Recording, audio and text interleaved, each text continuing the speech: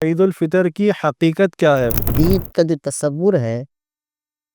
وہ اللہ تبارک و تعالیٰ کی جانب سے ایسا دن اور اس مہینے اس نے روزے رکھے، اللہ کی عبادت کی، تلاوت قرآن، ان تمام نعمتوں کے شکرانے کا دن۔ سے عید کے دن سے جو پہلے کی جو رات ہے جسے چاند رات کہتے ہیں، اس کے لوگوں کو اکثر لوگوں کو جو ہے وہ اس کی فضیلت نہیں پتا۔ عید الفطر کی یہ رات جس کو ہم چاند رات کہتے ہیں، لیلۃ الجائزہ بھی شامل ہے، تو ان 5 راتوں میں تو یہ رات جو ہے ہمارے ہاں اس طرح محسوس ہوتا ہے کہ لوگ اس کی قدر و منزلت سے جو ہے وہ واقف نہیں ہیں۔ وہ بازاروں میں، شاپنگ سینٹرز میں اور ریسٹورنٹس میں جو ہے وہ گزارتے ہیں ہلہ گلہ اور ایک شور شرابہ، جبکہ حقیقت میں یہ رات جو ہے وہ عبادت کی رات ہے۔ بسم اللہ الرحمن الرحیم، اللہم صلی علی محمد وعلی آل محمد۔ ناظرین اکرام، السلام علیکم ورحمۃ اللہ وبرکاتہ۔ میں آپ کا میزبان شاہ معین الدین جیلانی آپ کو اپنے چینل میں خوش آمدید کہتا ہوں۔ آج کا ہمارا خاص موضوع جو ہے وہ عید الفطر کے متعلق ہے کہ عید الفطر کی حقیقت کیا ہے، اس کا اصل مقصد کیا ہے اور اس دن کو کیسے گزارنا چاہیے۔ اسی خاص موضوع کے اوپر گفتگو کرنے کے لیے ہمارے ساتھ موجود ہیں مذہبی اسکالر حضرت علامہ مولانا مفتی عدیل قادری رضوی دعوت برکاتہم العالیہ۔ السلام علیکم ورحمۃ اللہ وبرکاتہ۔ وعلیکم السلام ورحمۃ اللہ وبرکاتہ۔ کیسے مزاج حضرت؟ الحمدللہ۔ اچھا حضرت، یہ اسلام میں عید کا کیا تصور ہے؟ بسم اللہ الرحمن الرحیم، اللہم صلی علی محمد وعلی آل محمد۔ لیکن شاہ صاحب، عید الفطر جو ہے یہ عید کا جو تصور ہے وہ اللہ تبارک و تعالیٰ کی جانب سے ایسا دن، ایک ایسا تہوار جو رمضان کے بعد عید الفطر کی صورت میں اور پھر ایک عید الاضحیٰ کی صورت میں ہمیں میسر آتا۔ عید در حقیقت علماء فرماتے ہیں کہ ماہ رمضان نے جو ایک بندہ مؤمن نے مشقت میں گزارا، عبادت میں گزارا، اور اس مہینے اس نے روزے رکھے، اللہ کی عبادت کی، تلاوت قرآن سے وہ جو ہے اپنے آپ کو اس نے تلاوت قرآن میں مصروف رکھا، تو عید کا دن ان تمام نعمتوں کے شکرانے کا دن، اور عید کا دن اللہ تبارک و تعالیٰ کی جانب سے گویا جس طرح مزدور کو اجرت دی جاتی ہے، علماء فرماتے ہیں یہ بخشش اور عنایتوں کے پروانے ملنے کا دن۔ عید جو ہے وہ حقیقت میں ماہ رمضان کے بعد اللہ تبارک و تعالیٰ کی طرف سے ایک خوشی اور مسرت کے اظہار کا دن، عید کا دن اللہ کی نعمتوں پر شکر ادا کرنے کا دن ہے کہ اس نے ہمیں رمضان کی صورت میں ایک ایسا مہینہ عطا کیا کہ جو بخشش، رحمت اور مغفرت کے پروانے تقسیم کرنے والا۔ اچھا حضرت، عید کا دن جو ہے وہ کیسے گزاریں اور اس کا طریقہ کیا ہونا چاہیے؟ دیکھیں، عید کا دن جو ہے خوشی کا اظہار کرنا، علماء فرماتے ہیں یہ مستحب ہے، یعنی عید کے دن خوشی کا اظہار کیا جائے، اور جس طرح مسلمانوں میں رائج ہے کہ وہ ایک دوسرے سے معانقہ کرتے ہیں، مصافحہ کرتے ہیں، عید کی مبارکباد دیتے ہیں، اور شریعت کے دائرے میں رہتے ہوئے، شرعی معاملات کا لحاظ کرتے ہوئے خوشی کا جو بھی انداز اپنایا جائے وہ اپنانا، عید کے دن یا کسی بھی دن خوشی کے موقع پر کوئی نعمت اللہ کی ملی، اس نعمت ملنے کے دن خوشی کا اظہار کرنا، لیکن شریعت کے دائرے، تو وہ آپ کہہ لیجئے کہ جائز بھی ہے، مستحب بھی ہے۔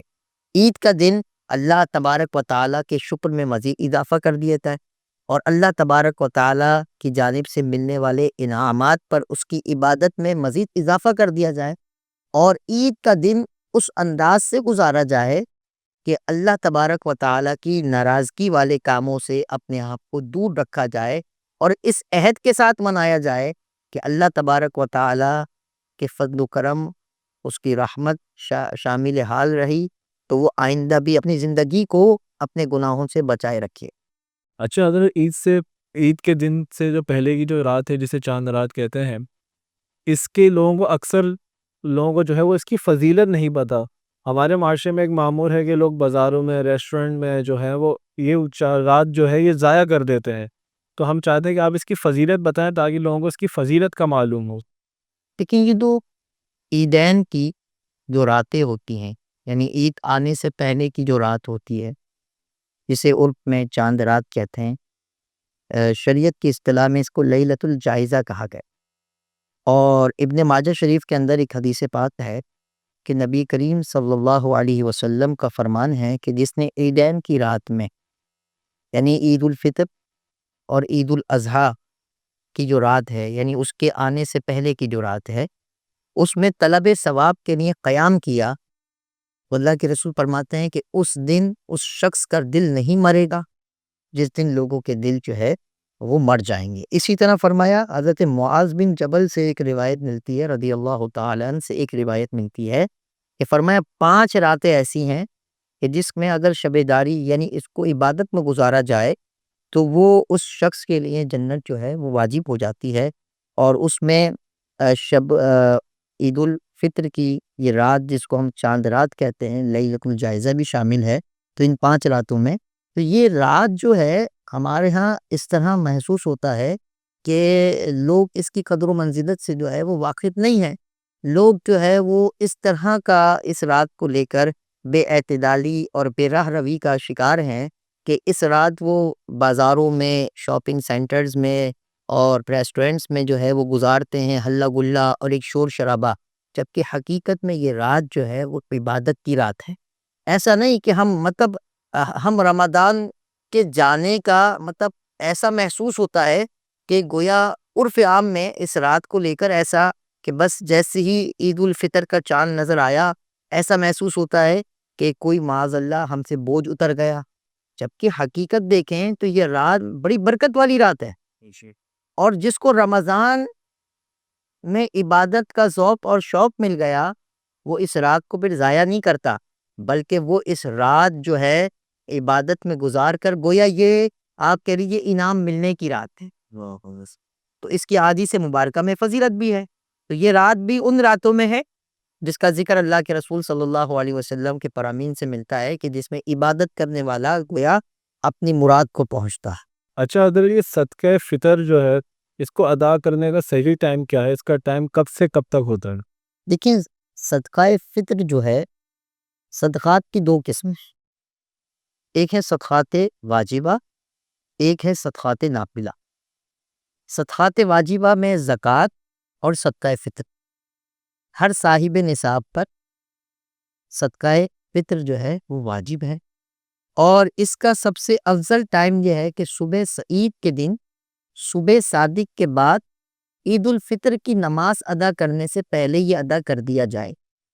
اور اگر کوئی شخص عید کی نماز کے بعد بھی ادا کرنا چاہے تو یہ ساقط نہیں ہوتا، بلکہ عید الفطر کی نماز ادا کر کے بھی اسے ادا کیا جا سکتا ہے، لیکن افضل وقت یہ ہے کہ صبح صادق کے بعد عید کی نماز سے پہلے پہلے صدقہ فطر دیا جائے، پہلی بات۔ دوسری بات یہ ہے کہ اگر صدقہ فطر رمضان میں بھی نکال دیں، کیونکہ آپ جانتے ہیں کہ رمضان میں نیکی کا اجر و ثواب دیگر دنوں کے مقابلے میں بڑھ جاتا ہے، تو اگر ہم چاہیں تو عید الفطر کے آنے سے پہلے ماہ رمضان میں بھی صدقات فطر جو ہے وہ ہم ادا کر سکتے ہیں، اور یہ اگر بعد میں ادا کیا جائے تو بھی ادا یہ ہوگا، ساقط نہیں ہوگا۔ کہنے کی بات یہ ہے کہ یہ ساقط نہیں کہ ہم سوچیں کہ بھئی عید الفطر کہ ہم نے نماز پڑھ لی ہے، اب جناب علی اب نے صدقہ فطر نہیں، بسا اوقات لوگ بھول جاتے ہیں، اب ہم جناب علی اب ہم کیسے دیں؟ تو یاد رکھیے گا یہ ساقط نہیں ہوتا۔ عید کی نماز سے پہلے دینا افضل ہے، رمضان میں بھی دیا جا سکتا ہے اور عید کی نماز کے بعد بھی یہ ادا کیا جا سکتا ہے، عید کا دن نکلنے کے بعد بھی صدقہ فطر جو ہے وہ ادا کیا جا سکتا ہے۔ اچھا حضرت، یہ عید کے دن کی سنت اور اس کے آداب کیا ہیں؟ دیکھیں شاہ صاحب، عید کے دن حجامت بنوانا جو ہے یہ مستحب ہے، اسی طرح ناخن ترشوانا اور غسل کرنا، مسواک کرنا، اور فرمایا کہ اچھے کپڑے، اگر اچھے کپڑے میسر نہ ہو تو دھلے ہوئے کپڑے پہننا یہ مستحب ہے۔ اسی طرح نماز فجر جو ہے محلے کی مسجد میں ادا کرنا، یہ عید کے دن کے آپ کہہ رہے مستحبات میں علماء نے اس کو لکھا ہے۔ اور عید الفطر کی نماز ادا کرنے کے لیے جب بندہ جائے تو فرمایا کہ پہلے چند کھجوریں کھا لینا، 3 5 7 یعنی کاغ عدد میں کھجوریں کھا لینا، اور اگر کھجور میسر نہ ہو تو کوئی میٹھی چیز کھا لینا، تو اسے بھی علماء نے جو ہے مستحبات میں شمار کیا، اور بالفرض اگر کسی نے نہ کھایا تو یہ گناہ نہیں ہے، یہ صرف مستحب ہے۔ اسی طرح عید کے مستحبات میں علماء نے یہ لکھا کہ عید گاہ جو ہے وہ پیدل جانا اور پیدل واپس آنا، اور اگر سواری پر کوئی عید گاہ دور ہے تو بندہ سواری پر بھی جا سکتا ہے، اس میں جانے میں کوئی حرج نہیں۔ اسی طرح خوشی کا اظہار کرنا، صدقہ و خیرات کی کثرت کرنا،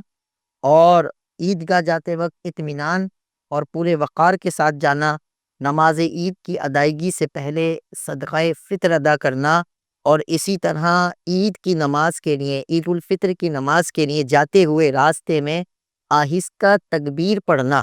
یعنی اللہ اکبر، جسے ہم تکبیر تشریق کہتے ہیں، اللہ اکبر لا الہ الا اللہ واللہ اکبر وللہ الحمد، یہ تکبیر آہستہ آواز میں نماز عید الفطر ادا کرتے ہوئے جب بندہ جا رہا ہے نماز ادا کرنے کے لیے تو اس وقت پڑھنا، اور